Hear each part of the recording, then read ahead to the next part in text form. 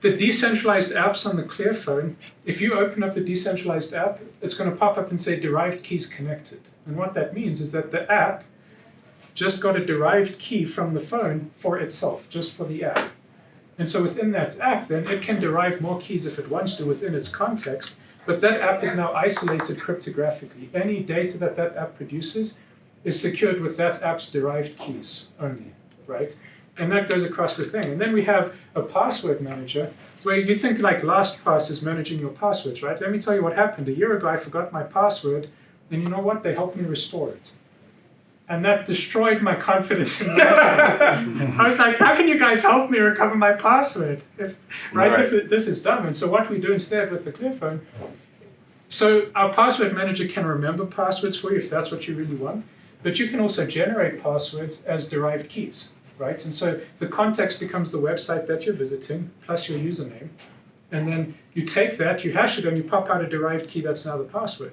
So we're not storing passwords anywhere. We're going to derive them on the fly right when we need them. Right? And you see how that's more secure than any system for password management that exists. Because you can try, you go to, whether it's Brave browser or Google Chrome, go pick your browser, and if you go to the settings, down to passwords, and you say export my passwords, they will create a plain text CSV file for you of all of your passwords. And you can go try that at home, right? And so what does that do for your confidence of where the passwords are being stored, right? It's nothing. And so the only safe place to store them is to not store them at all, right? And so if everything's a derived key, then what happens is, so there's biometrics on the ClearPHONE, right? Standard fingerprint, PIN, Face ID, that kind of a thing. And so when you set up your 12 words, we store an encrypted copy of the 12 words inside the phone, and that can only be decrypted. There's strongbox stuff going on inside, but it only gets decrypted if you fingerprinted biometric in the last 5 minutes, right? And so if someone steals your phone, they're going to have to bypass the built-in biometric stuff, right? And with that, there's like a 1 in 10,000 chance that they can do that, right? That's just what the statistics end up being. But that's better than on a normal phone, like with a Google phone, I open up a website and Google is very happy to say, here's your username and password, which one do you want to fill? And so if someone got my phone and they got into the lock screen or whatever and they got past that, well, it's super easy then for them to access all of my passwords, and so that's not secure at all. And then the next thing we do with the data, right, decentralized data, every file that you store in decentralized storage gets broken up into pieces. Each of those chunks is addressed by its hash, and that hash derives a key which encrypts that chunk. Okay? And so if you have a file and I break it up into 20 chunks, you're going to need 20 decryption keys to put that file back together, plus a 21st one to know what order to put them back together in, right? And each of those chunks gets stored on 30 different servers around the globe. And we have the ability where you can specify the jurisdiction you want your files stored into. And so if you're worried that the US government's going to subpoena files from AWS or Google Cloud or Apple, then you can say, well, store my files in Jordan, right? Because you know that the US government is never going to get anything out of the Jordan government because the foreign relations suck. And so you get to start playing these games, and now all of a sudden, your security is in your hands, right? And those 12 words control everything, so keep them safe. But outside of that, I don't know of a more secure platform. Right, we got any questions? Scalability? Awesome. Okay, so scalability, we did on the decentralized storage platform. Last year we did some tests. We pumped over 3 weeks 100 terabytes into decentralized storage, and it worked. And it was fine, and we could access all of the data. And so that's the biggest test we've done so far. We could even pull the plug on when we're actually uploading it, you pull the plug and then you can encrypt half of the photo when you're actually trying to pull it back. Which it's just amazing to see. Yeah, I can show you a picture where something went wrong and only half the file came back, right? This was during development, it's all fixed now. But it's literally, if blocks are missing, the blocks, right? So if I take a photo of this group, right, and then it actually hits the decentralized storage, I'm the only one that can access the photo, and the photo it's sharded onto multiple different systems. Let's say it's on 1,000 systems, we can have 333 go away, gone, and still rebuild that file. Does that make sense? There's not a more secure distributed system in the world. And what we're doing is not necessarily creating all this technology, But like Ellipsodium and IPFS and many other projects, we're intelligently organizing all these open source and open standard projects to then give it to people just like you.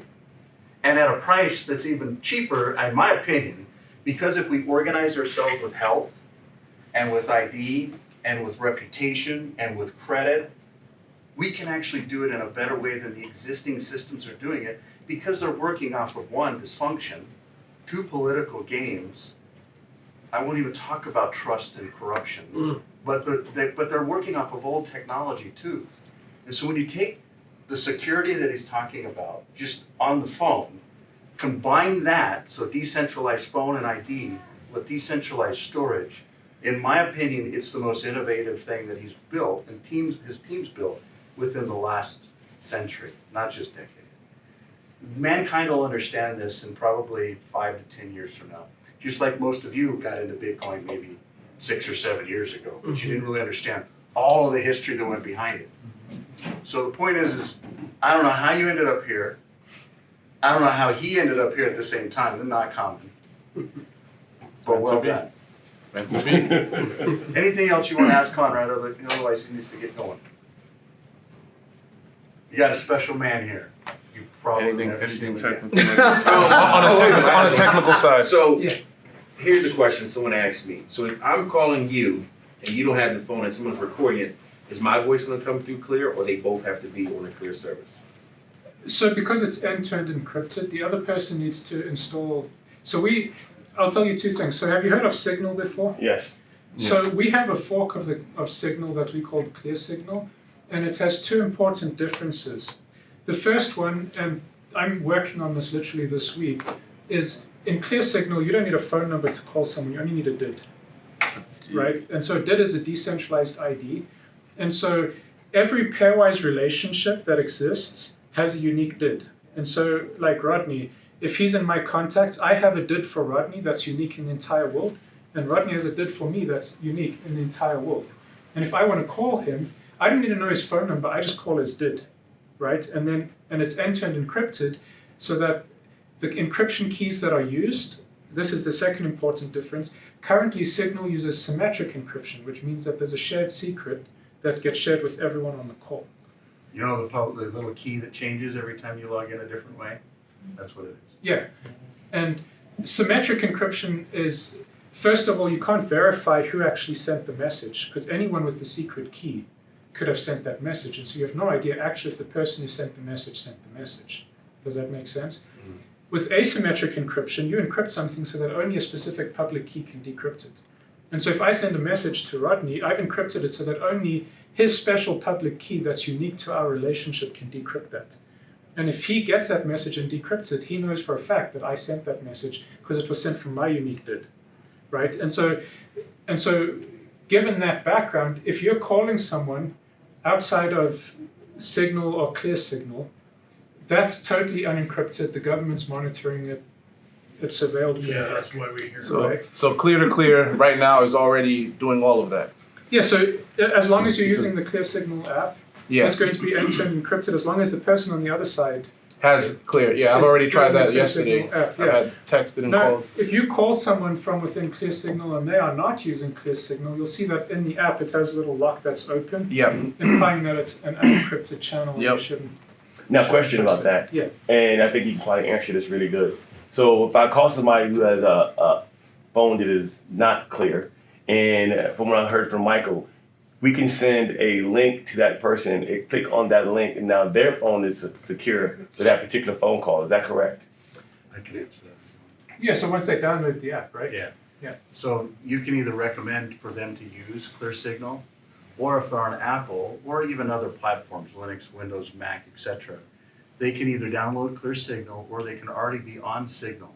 So if they've already got Signal, it'll securely connect up that voice call, the video call, or the files or the text that you're sending to them. But it's using the non-DID encryption system. So how it's connecting and identifying them. Imagine a future 3 years from now where phone numbers are just a thing of the past. Yeah, like literally, this is my dream. I'm living this right now because we sold our house and I moved into a bus, right? I'm like going totally off everything, and so I don't want a phone number, that's dumb, because phone numbers are tied to everything about you, and if they know the phone number, they can triangulate your position with the cell towers and you're toast. Right now your location's gone. And so if you have a world where you can call people on bids, I can buy a new SIM card every week, right? Because all I need is the data, right? I don't actually need a phone number. I don't need to worry about porting anything. I just pull the SIM card out, throw it in the bin, put a new one in, and off I go. Right? How's that for security? Yeah. Right? It doesn't get any better than You got all your own contacts, you got your own connections that are built with them, and you can lose that phone as long as you can go get your 12 words. Maybe there's another sequence in the future. Maybe I give each one of you one word and a sequence of what it is, and if I ever need to rebuild who I am, I can do that, right? Or I go and securely store it. My phone just fell in the toilet or it's gone. I literally grab a new phone, put the 12 words in, all my contacts come back up, all my history comes back up. You guys know, you understand what this is because you're using. It's like Bitcoin. Yeah, it's a hardware wallet. So I'm on money in a wallet, you utilize your phone. You got it. Instead of just getting a hardware wallet for your assets, your commodities, currency, or whatever else you've got in crypto, the same experience you're already used to with that, your whole phone is now that. That's the way you want to think about it. And then with the nodes and the farm part, that was the other question I had. I seen that on the website and I was like, I know a friend of mine, he stakes everything. He lives in Miami off of all his stakes he's been doing for years. He's like, well, ask him about farms. I'm like, what is farms? What are you talking about? So what's the future for us with that? So this is with the storage network, right? Yeah. Yeah. So Clear actually started in the server business, right? So Clear Center was created back in 2008?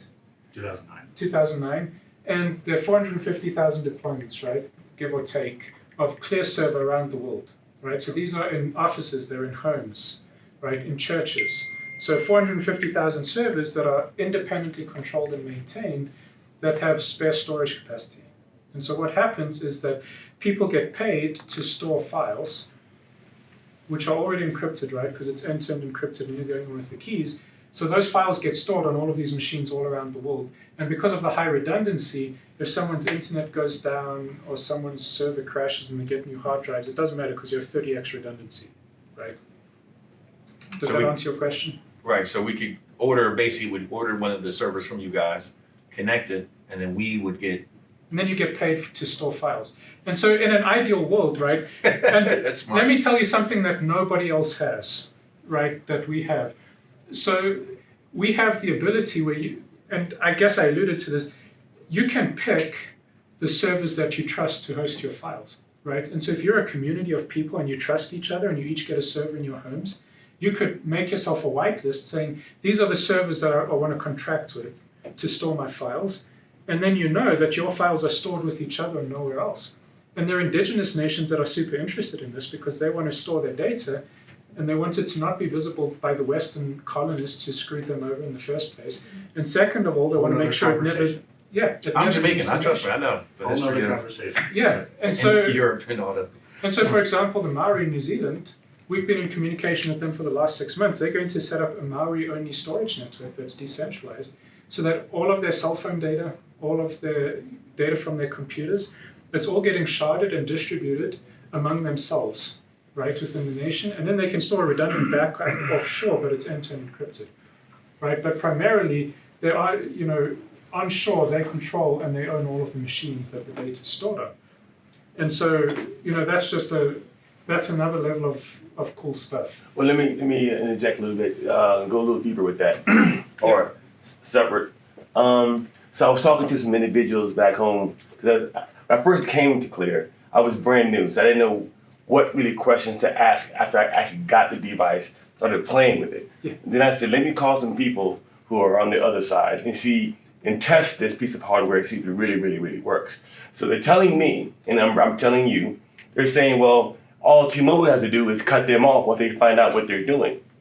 So is that possible? Is it possible that we'll all have this phone one day and then the government tells T-Mobile to cut Clear off because now we have a decentralized phone? And we want to know, is that possible, or how does that work? Yeah, so Yes, or is it? Two things. The first thing is that is absolutely possible, right? And I would probably say maybe next year probable, right? Next to improbable. No. No, Next it's year, probable. he said. I'm saying next year it probably could be the case that they do that. Right. But this is one of the reasons why right now we're switching everything to be DID-based, right? Because what happened, oh, T-Mobile screwed you over. Well, screw you, T-Mobile. I'll just go find the next cheapest data connection, right? And what you're going to find is free market, right? You have all of these companies that are vying for subscribers, vying for money. And now it becomes the case, it's not about a phone number importing your phone number because that's a thing of the past. It's now about who's supplying your data. Right, and so for the consumer, you benefit as a consumer because people are fighting to try and get their SIM into your phone so that you're using their data. They know that the phone number is meaningless at this point, right, when that happens.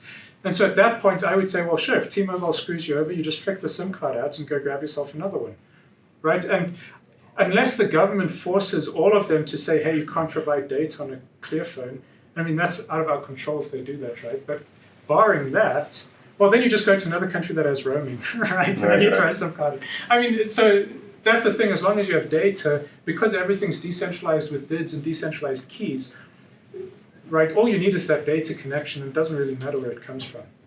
Or you know what you could do, you buy yourself a mobile hotspot from one of these people, right? Or something like that, that's separate from your phone, and you know that everything going over the hotspot is end-to-end encrypted.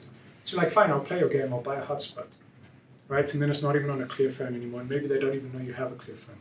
So I talked to somebody at Apple, and the person at Apple told me they're not doing anything different than what we're doing.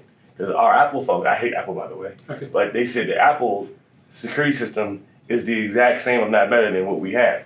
So if you can explain that right now, so I can understand that. So here's Well, the, Apple here's the employees want to say question. that. Yeah, but I mean, I don't know if I want the world to know. Yeah, so there's a simple answer to that question. Do you remember it was like a year or two ago, there was some troop down somewhere in America, he had an iPhone and he went crazy and shot a bunch of people, like someone in the military, right? And what did the government do? They went to Apple to subpoena the encryption keys. Okay, the fact that that is possible answers your question, right? Who has the encryption keys? Well, Apple does. Because, do you know what would have happened? It wouldn't have been big in the news and it wouldn't have had to go to all the courts because Apple was saying, well, we're not going to do it. And then it went all the way up to the top court to say, well, you have to do it. At the very first instance, if Apple security was equivalent to us, they would have just said, sorry, that's not possible. We literally don't have the encryption keys. Each person has their 12 words. We can't get that for you. And it would have been an end of conversation. But instead it was legal back and forth and back and forth. Why? Because technically Apple had that. Not only does technically Apple have the encryption keys, but they actually legally own the phone, the hardware, and they actually own the data because you give it to them. Right. So the individual that you were talking to, granted, you're just asking someone a question, but we're telling you from a model, from a process, from an ownership. There's a reason why everyone that gets a ClearPHONE, when you scan, there's a little thing in there that says own your own phone. You have to scan that, and the legal ownership goes from a clear cellular entity to you. You own that hardware now. The data on that hardware is legally yours. And the data that you actually encrypt is yours as well. Let's be real specific though. We do not want to enable anything that is illegal, right? Mhm. But in their own jurisdictions, every political sphere will name what they think is illegal. We will sell these phones worldwide except for into other regions. There's a couple regions where we're not supposed to. Right. We will do everything that we possibly can to ethically comply with the laws of those lands or regions, right? All this is an intelligently organized set of technologies. Most of it's all open source. So you can audit the tech. Can you audit the tech at Apple? No.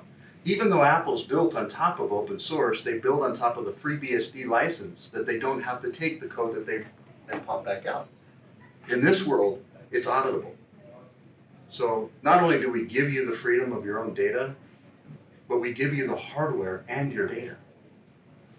So it's really, it's the right thing for mankind to be able to self-govern themselves. We're not saying that we want to enable anything that's illegal. Right. But if they want to go after something, they need to follow their law of their own land. If it's in America, they should follow a subpoena process. They should follow processes to actually take those keys from you legally. Yeah, Not- but it's from you. but They're going to from come you. to us, and you know what you're going to say? So if I Sorry, memorize they got- my keys, there's nowhere. They can't get nothing. Yeah. If they come to us, and at some point they probably are, they're going to come to us and they're going to say, this is this phone, and we need you to decrypt it. And we're just going to say, sorry, we can't.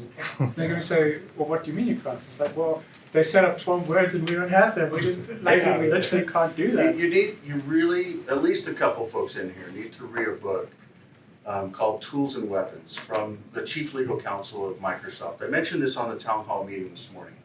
Literally, he goes through and talks about how Google, Facebook, Microsoft, LinkedIn, all these different centralized systems continually get every day hundreds and thousands of requests of subpoenas that say, this person with this email address, with this name, I want everything you got on them, and here's a gag word you can't actually tell them. Let me tell What's you. the name? It's Tools and what? Tools and weapons. You talk about, if that's Apple, Apple legally has to go and comply. So I want to tell you something. You can look this up. Project Prism. It got leaked, right? It was either from, like, Snowden. yeah, was it a Snowden one? So what happens is that they set up this project where all of the major US corporations have backdoors built in for the NSA, right? They already prepared portals, and the NSA people just have to log in and they can look up. And with the Patriot Act, they passed a law which says that if the analyst suspects that there may be at least a 50% probability that anybody participating in any communication is not a US citizen, they don't need a warrant.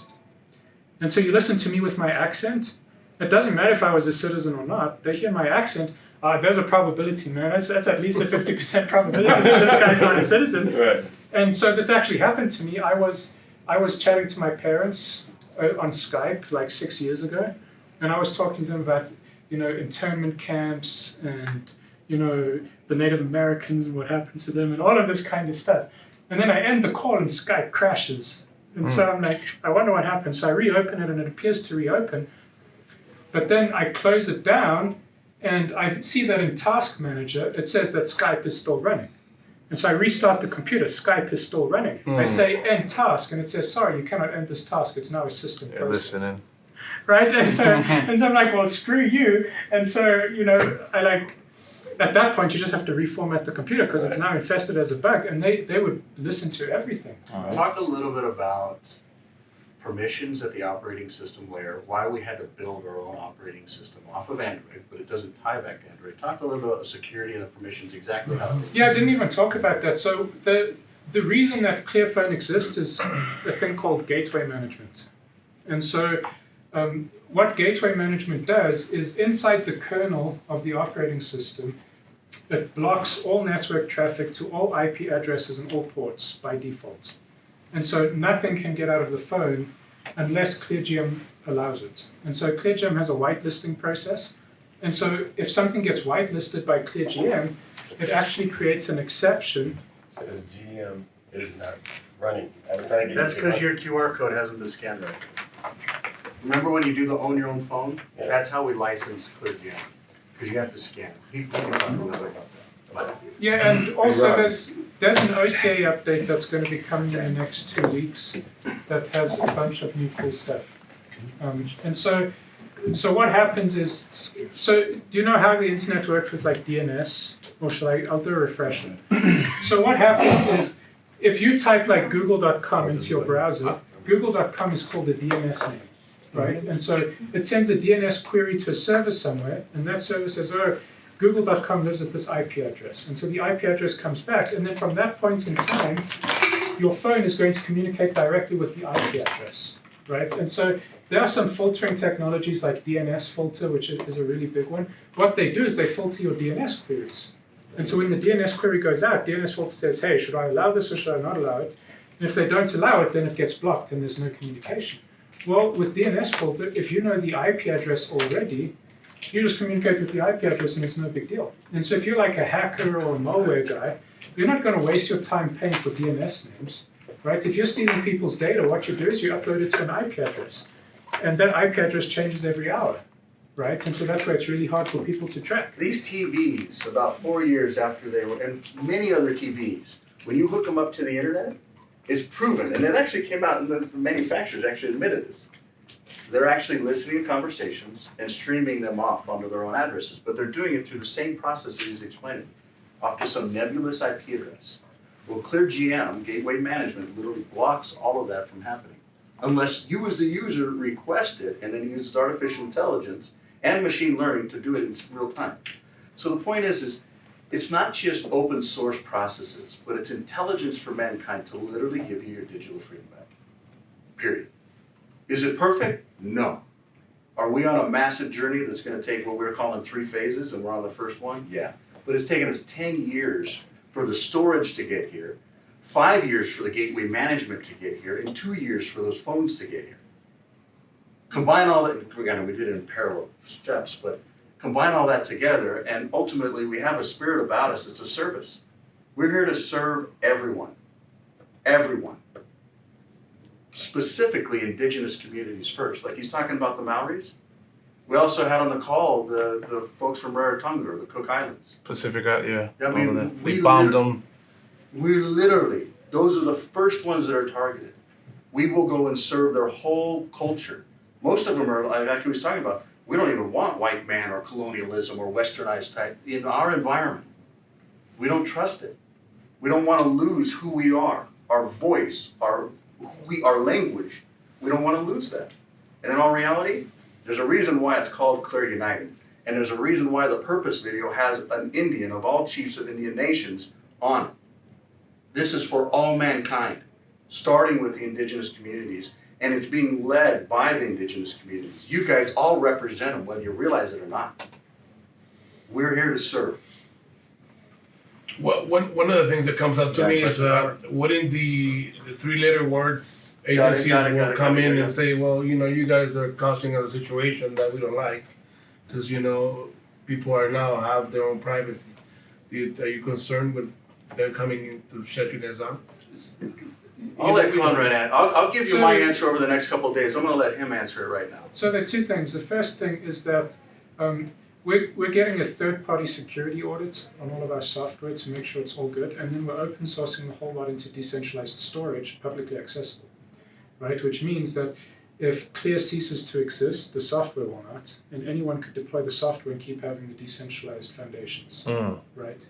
And so when he says we're doing it for the world, that's for real, right? We fully suspect, and this is one of the reasons that you're not going to probably see me again, is that I'm literally going to disappear.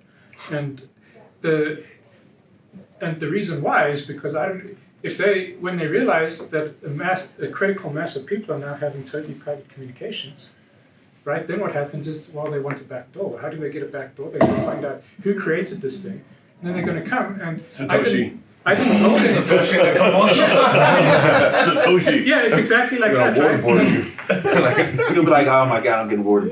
And so there are no backdoors in this, right? We purposefully decided not to go down that road, knowing that there could be consequences. But if everything's decentralized and open sourced, and the phones are going to come out of New Zealand, and it turns out that New Zealand has appropriate relationships with where phones are manufactured, so that's not going to shut down anytime soon. But you have your 3-letter agencies in the US, if they come after it, you'll still be able to buy your phone out of New Zealand. There might be some tricks getting it imported, but Mike can figure that out. And then the software is going to be fully decentralized. And we do actually, so the modifications that we've made to the open source Android system, you could take, for any phone, you could take the base Android operating system, apply our changes, and then you'd be able to flash it onto your phone, right? And so even if it's not a ClearPhone in the future, right? We built a ClearPhone because we had to do the operating system, right? We had to control the kernel, and you can't just control the kernel willy-nilly. But if you got another phone that's not a proprietary phone like an Apple phone, right, or a proprietary phone like a Google phone, but if you buy like an open phone, doesn't matter what the brand is, a person who was technical would be able to apply it and redo it. And so even if we cease to be here for whatever reasons, the work will continue. This is true and correct work, and you guys all know it. All of this sounds absolutely in alignment with the core of who you are. Yeah, I feel identified 1,000%. I'm home. Yeah. Amen. And ultimately, we've been blessed beyond measure. I personally have been blessed beyond measure.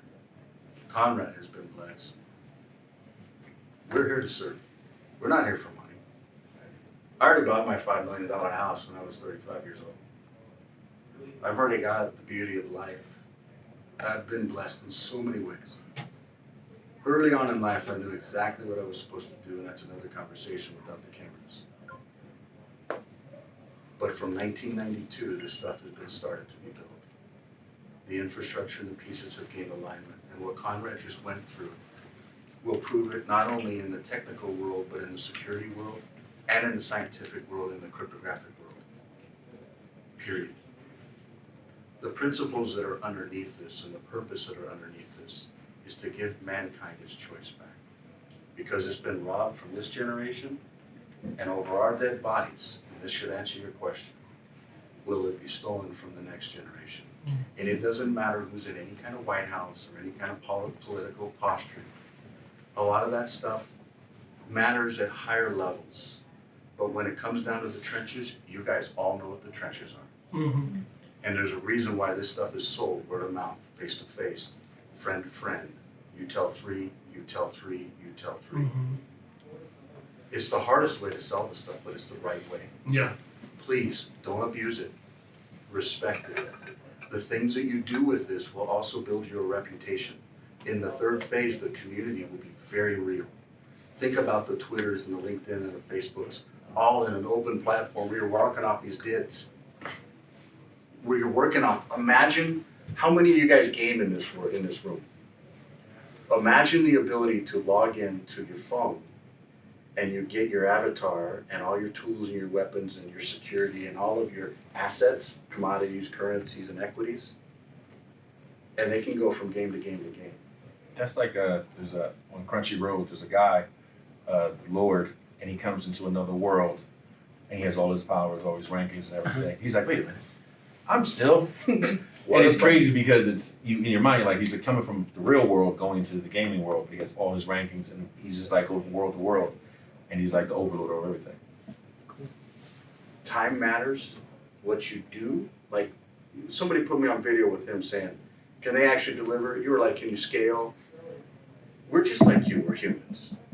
But we'll wake up every day and we'll do our best to serve. But in all reality, somebody's gonna pick up this baton when we're done, whether it's physically or on earth, so to speak. But the type of experience we just talked about, where you're in a digital ecosystem and 12 words on your phone defines that digital ecosystem, it is not far off. Matter of fact, we do posts every single week with photos. Pay attention to them. We do them on the existing social platforms. And then we export that into the new platforms. But pay attention, because literally the images will tell you the history. And if you think, this stuff sounds too good to be true, go look at the last 10 years of history every week they've been posted.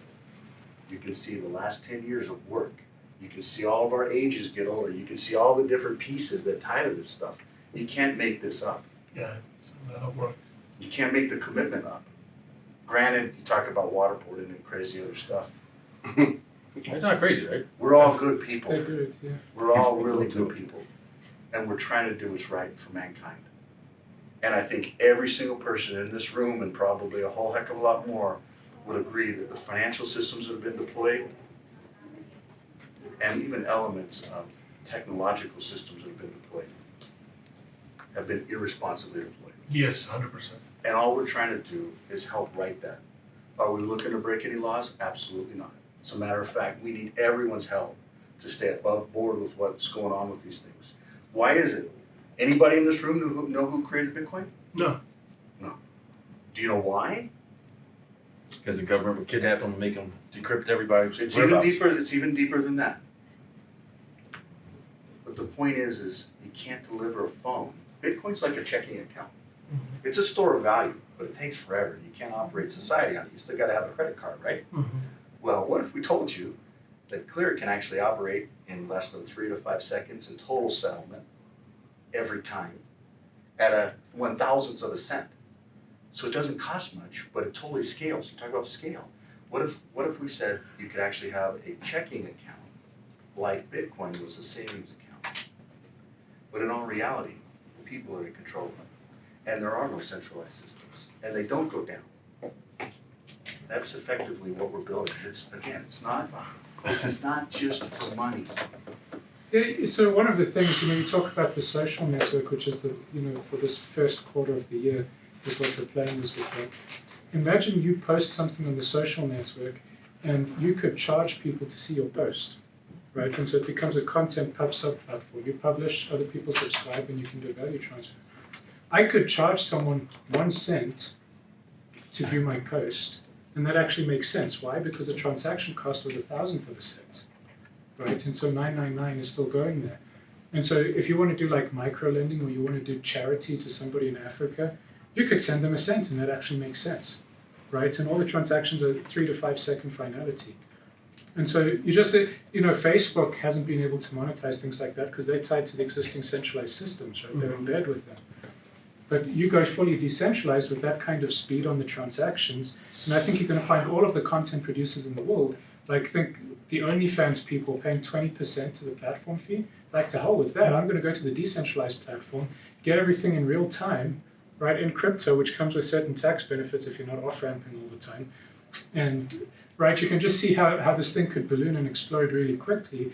And because of the, if we didn't have 450,000 servers distributed around the world that could handle decentralized scaling, then I might be worried about how we're going to do this, right? But with those, it just becomes a matter of incentivizing those people and saying, look, this is the supply and demand. You've got spare CPU, you've got spare disk. You could be earning $10 or $20 a month just renting that out. Today, we've already got 2 petabytes of unused storage today, and we haven't even pushed on the gas on the storage phase.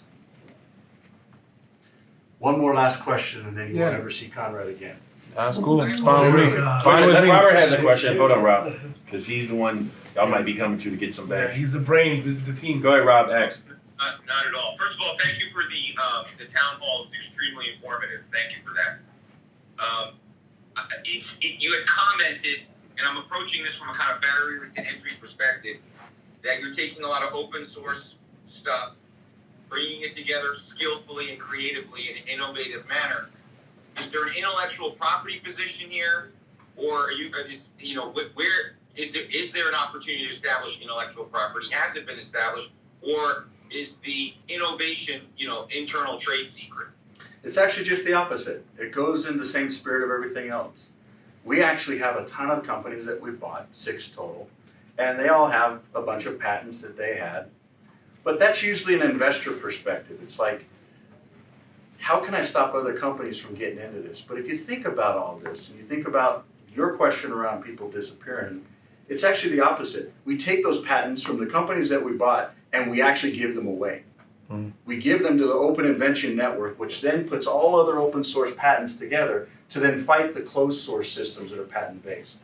And what that does is it creates a barrier to entry for the big companies. Because think about it. Now the companies that have that same mentality of how because you're asking this from an investment standpoint. You're asking this from a, how do I justify a valuation when they don't have any kind of assets, or what's to say that somebody can't just take the technology and go put it on a phone and try and figure it out? You know what? We want people to do it. We want people to build storage. We want people to build. If they go and want to build other phones to do it, great. But I'll tell you what, they won't have the heart and spirit of what's in this room. And what's in this room is the best way to distribute this. Because this is what Bitcoin didn't have. They didn't have people that understood it. They didn't have, how many over 20 people that jump on a freaking plane because one dude says, you got to listen. Right? And it's united together. They're never going to get that kind of barrier to entry. The timing, 10 years. 10 years we already got into it, just on the storage side of it. 5 years, literally on the security side of it. That's the only platform in the world that does that on the security side. That is locked down. That is not open. The ability for 2 years to put together a phone, yeah, could people put together a phone? But I'll tell you what, this time last year, my personal booty with many others, we're in China, we're in Japan, we're in Hong Kong, we're in South Korea, we're in India. You tell me how many people can get their booty on a plane and go do what we just did with supply chain management. 2011 to 2013, moved a family of 8 to New Zealand for 2 years to help Parliament keep that country solvent from an open source standpoint. If you read that book, Tools and Weapons, the chief legal counsel for Microsoft will prove my point. He'll talk about New Zealand, he'll talk about open source, and he'll talk about how Microsoft lost. So if it's about competitive advantages around an investor perspective, we're actually the opposite because we're open. But because we're open, we can take less than 100 people and do what over 100,000 people do with tons of money and tons of budgets. And you know what? They're just in bed with the governments that are giving them all this stuff. Yeah. But if we all want to unite together and actually use our resources, which is our mouth and our spirits and our pocketbooks, to align for the future of this, those are the people we need, we want. We're begging for all of you to come together. But please do it in a respect that is above board. I'm not saying you can't live your life and make your own choices, because please do. But this platform is for the future generations, and making the wrong decisions can put it in the wrong light, especially today. That's why you don't know who created Bitcoin. We're raising our hands and saying we're doing this. Because to be able to deliver a phone, you literally have to have a physical presence. Granted, from 2011 to 2013, and ever since then, we're domiciled out of New Zealand, so that we can literally deliver this service worldwide. The cellular providers, it's only a matter of time. But we believe that we can actually serve them as well. DIDs are the future. The ability to have a unique key between people and how we actually operate, it's absolutely the future. And what Conrad is all about is two things: truth and physics. And both of those tie to decentralized anything. And when you look at the roadmap for Clear, and this is one thing I want you to understand, because everything we've been talking about is basically Clear Foundation, Clear Center with the storage. So Clear Foundation's on the open source side of things and the legal side of it. Clear Center with the storage, Clear United with all of us coming together, right? And then Clear Cellular with the phones. When we start talking about Clear Health, and all I would ask you to do is read two documents. One that's the teal paper for Clear Health and the blue paper for Clear Power, or Clear Energy that ties to the power devices. If you start understanding the physics behind those two things, we're literally talking about decentralized health, asking the human body yes or no questions remotely. Okay, when you guys walked in, you walked past some people scanning in hands. We're absolutely able to do it with human to human and touching and things through frequencies. The question is, can we do it at scale remotely through the phones with the individual owning their identity? And if that's the case, you talk about business opportunity and ROI and valuations. What kind of valuation would you put on that? He's done science projects that are literally Nobel Prize worthy, absolutely. Then you talk about the energy. You want to talk about patents? There's already 22 patents on that side of it. We're not going there right now, but I would ask you, how many of you in this room have assets, and how many of you in this room trust it with gold or silver or platinum or any of those types of precious metals? And then really, what is the value of those? When did you ever use gold? You get a tooth? You know, it's a store of value because we trust it.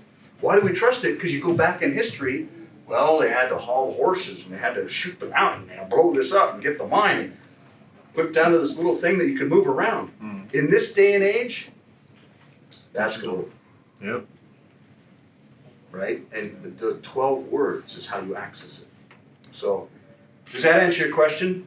Yes, sir. I appreciate the thoughtful answer, and I'm grateful. Can you give us this quick snippet on the energy? No. That's a few years. I could possibly give you, depending on where things go and why we're talking, but No, I'm saying I'll give you Robert's number. I gave you his number. Y'all can talk offline. But thank you for your answer. I'm grateful. Thank you. that goes two ways. Thanks for being interested. Robert, you want to ask him about the China thing you had, the question? You know, the only question, I have a little familiarity with China, as you do as well, and you know, the Chinese are notorious for you know, intellectual property theft, and you know, I don't need to go any further there.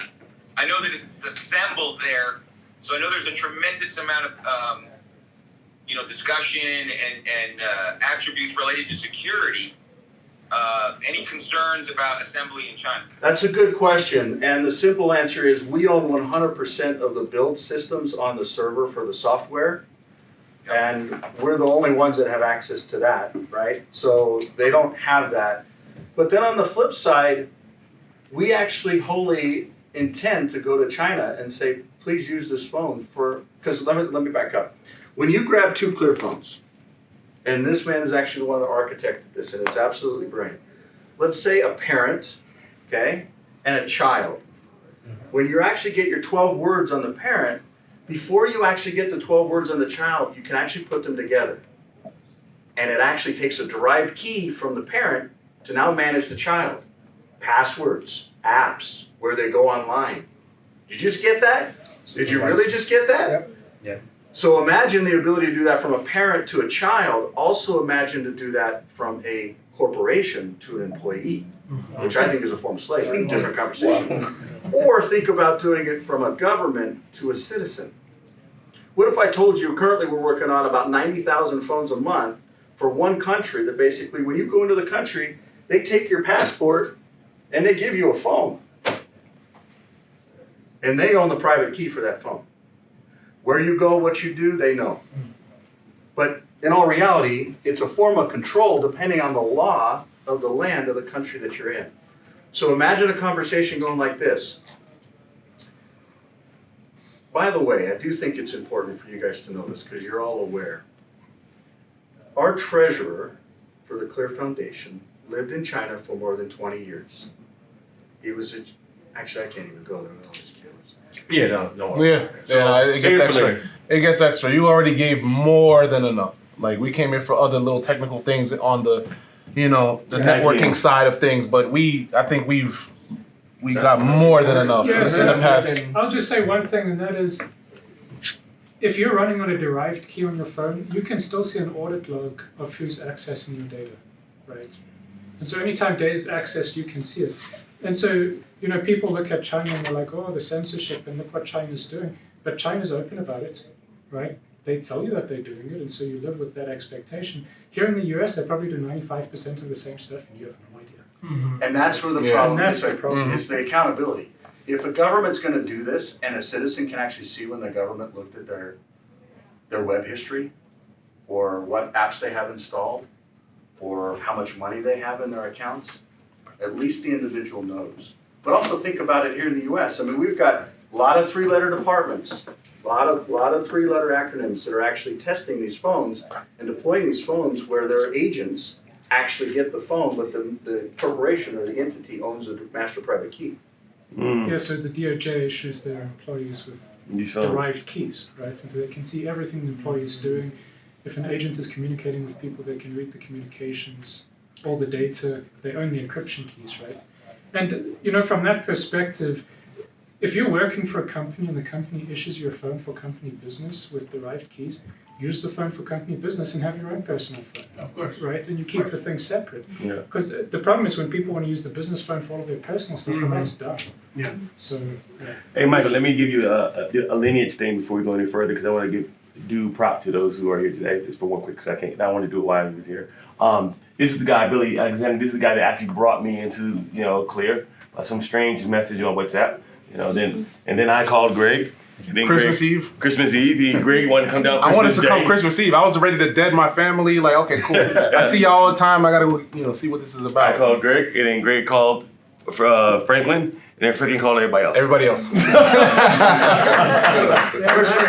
Franklin right there. Wow, well done. Well done. And then we all got we have a mastermind right now on WhatsApp where we all have a what's it called what's it called WhatsApp. WhatsApp group. We have a mastermind where we get on there and we get together. 100,000 movement. Yeah, movement. Because that's our first goal, to hit 100,000 phones in the next 3 months. Now, based on that information what you said right there, now let's get down to the brass tacks here of the networking part. Yeah. Okay. So now we know how great. Yeah, I'm off with Robert, don't worry. Yeah. Now that we know how great everything is, now we want to know how it's going to work for you and for us, and how we can scale it to make sure that it can be done on this side of the tracks as well as on the side that the PhD man is on, right? I think it's real simple. Time. Let's be wise in how we roll it out. We don't need to run crazy. It's more important that we get it right. You're the first phone that was a 620 that was shipped as a 420 The dude actually, who's that dude? I mean, yeah. So you like it better. I like but- it. It's what I should have got anyway. I just wanted to like dive all in and see, you know, the top one, and eventually I would have got this as a secondary. But that's a perfect example, though. Yeah. That's a perfect example of things that are gonna happen, but something that we don't wanna be associated to. When we say we're gonna do something, we wanna do exactly that. When you buy a 620, you get Yeah. a 620, even though it's shipped out the same day, but it's shipped out as a 420. Yeah. For me, that's just not acceptable, period. But, even though he liked it better, and he saves money now, but you understand, we want to grow if you really take time out of the equation. Because think about how many people would even listen to that town hall meeting this morning, just half of it, and get overwhelmed. You think this is crazy. But if you take time out of the equation, like us humans, we rotate around the sun, we pulse, we think in time, because we're gonna die soon, right? These physical bodies anyways. Think about it differently. Because the only way to help pass on good things, at least something of meaningful to the next generations, is to literally not limit ourselves. Do we need 100,000 phones in 3 months? I do. There may be a demand for it, right? Yeah. And I would actually argue, out of all the humans on Earth, it's not a crazy demand. We plan on literally fulfilling hundreds of thousands of phones every month, right? Literally, and more. 90,000 phones a month is only 1 million phones a year. So for us, it's like, there's gonna be a lot more. Go ahead, sir. 90,000, is that what you're basically be able to distribute monthly? 90,000? Just with one opportunity, we're working. Okay. I think he's asking manufacturing Yeah, capability. Yeah, that's what we asked. That's what I'm That saying. was the original From a question as well. manufacturing standpoint, we actually have one opportunity lodged with the manufacturing process, really the assembly process. The assembly process can do it all. The only thing we're having supply chain issues on right now is the large screens, because these are like, have you guys ever seen a screen this big? No, it's almost a No, tablet. 7.1 inch screen, but you don't need a big tablet anymore and a phone, right? So these are really hot commodities. They're hard to get, and we're the only ones that have to Yeah, sell. everybody has it. I looked that over the internet. Yeah. We're the only ones. Right, so my point is that right there, and that's one of the reasons we shut down our internal financing on the 620. You can buy it outright. Ah, Yeah, that's why. yeah, you got it, because we were just selling them too fast. So ¿Se recuerda que literally, no podíamos comprar financiero? Lo pagaron porque se están vendiendo más rápido. so this is a unique phone. All three are very unique for use cases. Some of them in the future will be a gaming-based phone. Some of them will be a hardened phone, you know, if you want to drop it in the water or the mud and drive over with a car. So the point is today we can fulfill hundreds of thousands a month. But that's really only, you know, Dropping the bucket. $1 million a year. This will be doing a lot more than that. The same way that Apple set up their infrastructure in fulfillment, we have the same capacity. We have the same capacity. That's amazing. Now, I can't make that statement because I haven't gone through all of the Apple infrastructure, but what I can tell you is we literally have 2,200 people that dedicate their lives to build these. 2,200. 2,200 people, and not only, and this is, remember, this is a different life. You guys all know exactly what I'm talking about. Not all of you were born with a silver spoon in your mouth. Yeah. You understand what I'm saying? They literally live to build these things. They live in the factories. And that's the same thing that Apple does. Do I agree with it? No. But do I go and shake their hands and look in their eyes and ask if they're happy? Yes. These are good people. The bottom line is we have the ability to fulfill it. They want the work. They need the work. Is it fair? Absolutely. Do we do everything we can to provide the value all the way around? When you look at our prices, $150 a month, $100 a month 50. for this one, and $50 a month for this one. And it comes with the cellular service, and in some cases, all of the medical side of it, which we haven't even started talking about it. That's value. We're not being greedy. When it comes time, we're paying out 40%. And you know what he's building right now? And others? ClearPay, which will actually, and you should probably talk a little more about this. ClearPay, which will actually pay out 33%. When you log on, you put the order in, we actually go through some serious fraud detection stuff. We go through some serious fulfillment stuff. There's a gateway thing that pays it, which is really, you want to talk about Achilles heel? That's the Achilles heel of business. It's that payment gateway. which is a whole other conversation. Why? Because we're actually enabling the future of those gateways. Well, are they gonna want what we're doing? No. But when you go and look at the bank and it actually hits, it's 7 people. So from you, the 7 people in the circles automatically get their phone, pull up in Clear app, dings. How many of you guys use Exodus? Raise your hand. You know how your change drops in? Same type of thing, but imagine Clear drops in for 7 of you when he buys a phone. Instantly, real time. But here's one question, real quick. No, I gotta make sure these dudes just understood. I just Say that again. and then you can push another button and convert that into USD, convert it into gold, convert it into BTC. And what he's talking about tax benefits, do you really understand that? Oh, we know. I definitely understand that part. Well, he definitely knows. We know that. They came from me for 144,000, so I know. But the question was, so one of the things when someone buys a phone, you get $20. What's that about?